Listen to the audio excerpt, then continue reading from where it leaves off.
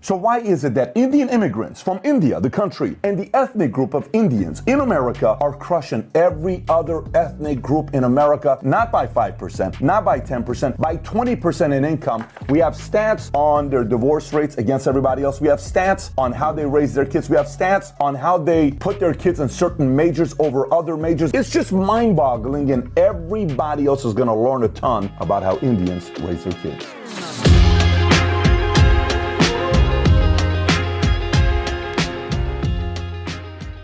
All right, so if you get value from this video, give it a thumbs up and subscribe to the channel. Let's get right into it. Income is one of the ways to measure who's more successful than others, okay? This is according to the U.S. Census Bureau, where Indian Americans rank amongst other ethnic groups. If you look at this chart here, this is 2018. Indians all the way at the top at $120,000 income. Taiwanese is number 2. They're ahead of them by nearly 25%, 24%. Chinese third, Japanese fourth, then it's Pakistani, Filipino, Indonesian, Korean, Cambodian, Hmong, and then Vietnamese. And look where white Americans are at $65,000. Indians make $55,000 more per year than white Americans. By the way, white Americans, you're trying to go to 4 days a week work week. Try convincing an immigrant coming from India, Taiwan, China, Japan, Pakistan, Filipino, Indonesian, Korean, Cambodian, Persian, Hmong, Vietnamese, trying to convince them to only work 4 days a week. Not their kids who are born here maybe, and they've been Americanized. Try convincing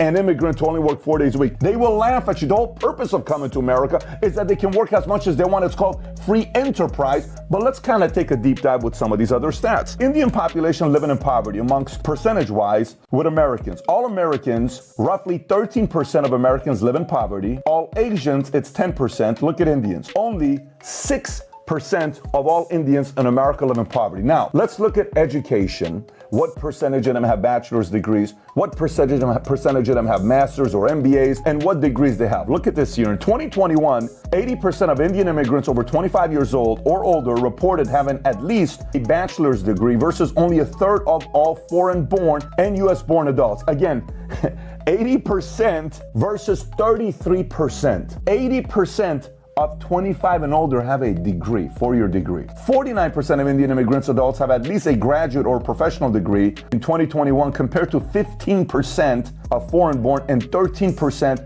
of U.S.-born. Nearly 4 times of U.S.-born is what they have. Now, what do they major in? Let's kind of go a little bit deeper into that one. Lots of people waste money on degrees that have no amount of high-paying jobs. Most people agree that you plan on going to college, you need to major in STEM to make it a good investment, but Indian Americans abide by this. It's like a religion. STEM, science, technology, engineering, and math. Look at the chart here on what they major in. At the top, you see the blue, engineering 36%. Then it's math and computer science 35%. Then that 10% at the top, you see it? Business management. So they're intentional about what areas they're going to go major in. Now let's go even a little bit deeper than this on how they measure amongst other ethnic groups. This is according to the U.S. Census Bureau. If you look at the top right, you'll see all immigrants, it's a darker blue. You'll see Indian immigrants, it's a lighter blue. And then you'll see U.S. born, okay? Furthest to the left is management, business, science, art, occupations. Look who's in the middle. 79% of Indian immigrants versus 43% of U.S. born versus 37% of all immigrants. They major in management, business, and science. Look at service occupation. They're the lowest at 5%. U.S. is 15%, and all the other immigrants, 21%. They're like, no, you're not going to major in service when you go into this. Look at sales and office occupation, 10%, 15%, 21%. National resource constitution maintenance occupation, they're 1%. It's almost as if you do go and major in that, you're going to get a lot of pop-out from your parents there, but it's a 1%. 8% for U.S. born, 12% from all immigrants. Then production, transportation, and material moving, 6, 13, 15. Look, they're not interested in that. You know what they're interested in? Management, business, science is what they're interested in. They want to do STEM. So obviously this leads to them making a lot of money, but let's look at business. Are they startup entrepreneurs? Do they produce billionaires? I don't know. Let's take a look. So here's what it looks like. According to Oxford Academic, Indian immigrants represent 1% of the U.S. population, but 8% of the founders of high-tech companies and 1/3 of technology startups in Silicon Valley. 1% of total U.S. population, 8% of all founders. Here's some of the names of billionaires that produce: Jay Chaudhry, Larry, net worth $8.3 billion, CEO of Zscaler. Vinod Khoshla,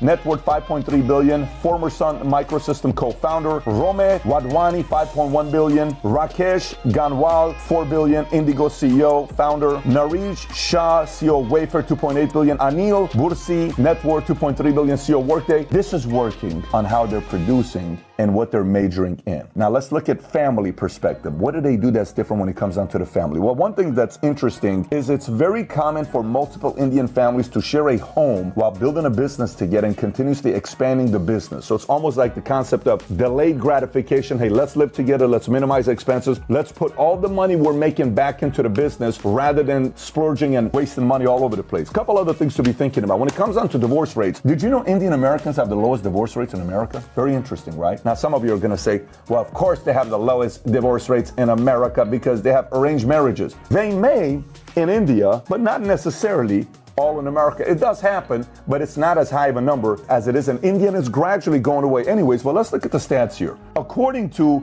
National Center for Family and Marriage Research, blacks, they have the highest divorce rate, 30.8%. Hispanics are 18.5%. Whites are 15.1%. Other is 12.4%. But for Indian families, you ready? There's some studies that say 1.3% and some that show 6%, but they're lower than anybody else when it comes down to this. Obviously, some of it has to do with culture, ritual, all of that, but they have a lower divorce rate than others. Again, this is purely based on statistics. Couple other things. We looked at this website called indiaparenting.com, and we saw these 10 things that they do as parenting that's different than others. Some of it you may say, I had some of that with my parents, or I apply some of it myself, and some of you may say, yeah, we definitely don't do that in America. Here, let me kind of go through it. Number one, they promote kinship. Indian parents make it a point to foster relationships and association with their social and family acquaintances. They edify their children to be in social connections and also maintain healthy connections with their relatives. More so, they stay as shelter beside their children till they are married off, right from the children's infant ages to their marriage times. Even after that, the parents support their youngsters emotionally in order to provide the much needed support. Ideal Indian parents create a social environment where the concept of family is expanded to all. So they're selling family, they're selling kinship, they're selling let's stay close. They're edifying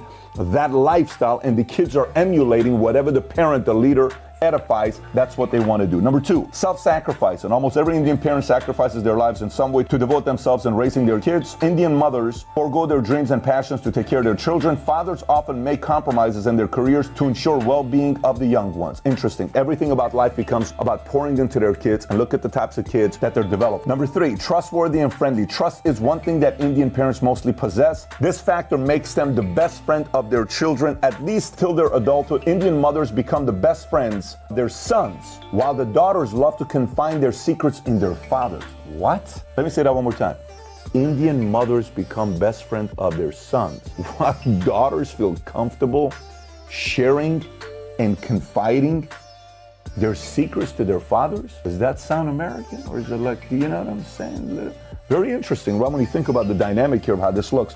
Let's go to number four, quality time. Indian parents, amidst their busy schedule, give quality time to their children. They spend great time with their wards instead of just letting them grow in their own way. They're involved. They're not letting them go and let society raise their kids. They're very much involved with their kids. Number five, nurture the talents. When it comes down to Indian parents, they're extremely good at identifying the skills and unique talents of their children. They toil hard to enhance those special gifts that their kids are blessed with. You would often find the Indian kids, teenagers, and young adults getting well acclaimed in a number of creative fields thanks to the dedicated and loving Indian parents. Number six, inquisitive. That's one quality of Indian parents that many children are annoyed about. Very interesting. However, Indian parents, being curious in nature, keep a careful watch on their kids. Instead of breaching the freedom and privacy of their children, parents stay watchful about their offspring's attitude and behavior to prevent them from venturing into any misleading paths. You know, some of the things you hear parents say, leave your kids alone, let them do whatever they want. You know, they kind of got to go through it. Indian parents will say, you're a fool to do that when they're kids. You got to be involved so they don't go out there and do crazy things. I remember while I'm listening to this, some of it's reminding me, I'm thinking my mom's maybe a little bit Indian. Middle Easterns have similar tendencies, by the way. They're on these lists too. My sister went on her first date. I'm a younger brother by 6 years. She says, your job is to spy on her. You're going to go everywhere she goes. So I'm like, no problem. Yes, sir. You know, it's like, yes, ma'am. So me and the friends, everybody had a job. I'm watching from the top. He's here. Did they kiss? And then boom, they drove. Follow him. I'm a 14.